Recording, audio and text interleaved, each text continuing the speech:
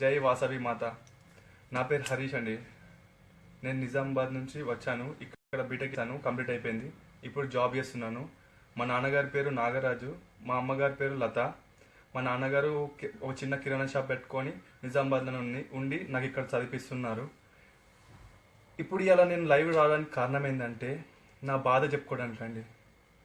నేను ఎంత బాధపడుతున్నానంటే ఒక బీటెక్ చదివిన విద్యార్థి అంటే అప్పట్లో ఆ కాలంలో బీటెక్ చదివిండా నీ కొడుకు అనే అడగడం పోయి ఇప్పుడు ఎవడు పడితే వాడు ఎంత గల్లీకో 100 మంది కాదు 200 మంది బీటెక్ వాళ్ళు వెళ్తున్నారండి.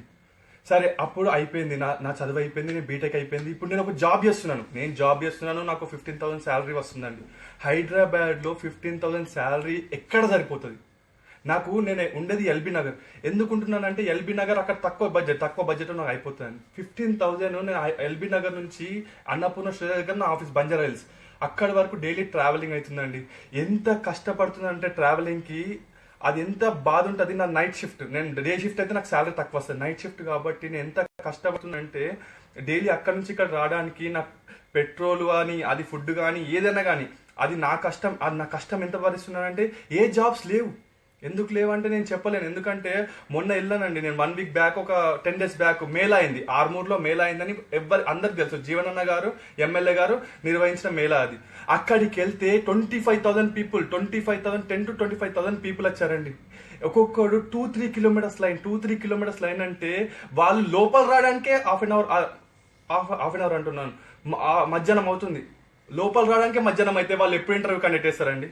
మళ్ళీ వాళ్ళకి లంచ్ అని ఇదని అదని, అక్కడ సిస్టమ్స్ కరెక్ట్ లేవు. నాది ఫస్ట్ రౌండ్ అయిపోయింది, సెకండ్ రౌండ్ అయిపోయింది, థర్డ్ రౌండ్ నేను వెళ్తేటప్పటికి సిస్టమ్స్ లేవు. ఇంక నాకు ఏందండి, నాకు కాల్ వస్తాయని చెప్పారు. 1 year అయితే ఎంత 10-15 days అవుతుంది నాకు కాల్ ఇక్కడ వచ్చింది.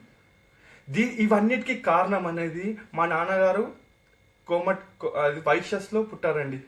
అప్పుడు వైశ్యాస్ అంటే ఒక్కొక్క జమీందారులు అంటారు, ఇదంటారు, డబ్బులు చాలా పోగేస్తుందంటారు, అదంటారు. ఏముండదండి వైశ్యాస్ అంటే కష్టం తప్ప, కష్టం చేస్తేనే ఫలితము. ఎంత కష్టపడ్డారంటే అప్పుడు అయిపోయింది. అప్పుడు ఏదో ఎంత 50 రూపీస్ 100 రూపీస్ 50 రూపీస్కి పెట్రోల్ వచ్చేదండి. ఇప్పుడు రాదు, 75-78 రూపీస్ అయింది పెట్రోల్ కూడా. ఎంత కష్టపడితే ఇంత స్టేజ్కి నన్ను చేశారు. నాది అయిపోయింది. నా తమ్ముడు ఉన్నాడు. ఇప్పుడు నా తమ్ముడు ఏంది, ఇప్పుడు బీటెక్ సెకండ్ ఇయర్ తర్వాత అతని ఫ్యూచర్ ఏంది? నాది అయిపోయింది అండి. మాకు ఇదన్నిటికి కారణం వచ్చేసి నేను వైశ్యాస్లో పుట్టడమే నేను చేసిన పాపం అండి. నిన్న చేసామండి, మేము ఒక ర్యాలీ చేసాము.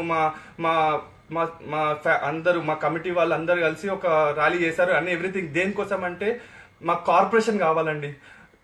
సీఎం కేసీఆర్ గారు మిమ్మల్ని కలవడానికి నేను చాలా సార్లు వచ్చానండి. ఎందుకంటే నా జాబ్ ఒక్కడి కోసం కాదు, నా ఒక్కడి కోసం నేను ఫైట్ చేస్తాను. నా అందరి కోసం, నా ప్రజల కోసం, నా తమ్ముళ్ళు అక్కలు చెల్లెలు ఎవరైతే నా సంఘంలో, నా వైశ్యాస్ అనే సంఘంలో పుట్టిన వారు ప్రతి ఒక్కరు మంచి ఉండాలని నేను కోరుకుంటున్నాను. మా 25 లక్షల ఓట్లు అవి సాధారణమైన కాదండి.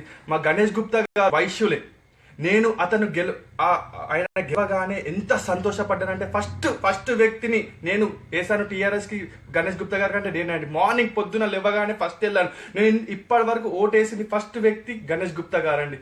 ఎంత కష్టపడి ఫస్ట్ పొద్దున లేవగానే నేను ఫస్ట్ పోయి ఓటేసాను. అతను గెలుస్తాడు, ఆయన గెలుస్తాడు అనే ఉద్దేశంతో నేను వేసాను. గెలవకపోయినా మన వైశ్యులలో పుట్టినాడు కాబట్టి మన వైశ్యాస్కి మనం ఇవ్వాల్సిన గౌరవం ఇచ్చి ఓటేసి గెలిపించామండి. అతను గెలవగానే ఇచ్చాను. కానీ మాకు ఉన్న తెలంగాణలో ఒకటే వ్యక్తి వైశ్యాస్. అతనికి వెళ్ళి అడిగితే ఏం చెప్తారు, చూద్దాంలే. ప్రతి ఒక్కరు వెళ్తాము, అయిపోతుంది, అక్కడికి చూద్దాం, చెప్పేస్తాను, అయిపోతుంది, పోగానే జాబ్ ఇచ్చేస్తారు. ఎవరిస్తారు జాబ్? గవర్నమెంట్ ఎగ్జామ్ రాద్దాం అంటే ఎగ్జామ్ సెంటర్ పోవాలంటే భయం వేస్తుంది. ఎందుకంటే అంత రిజర్వేషన్.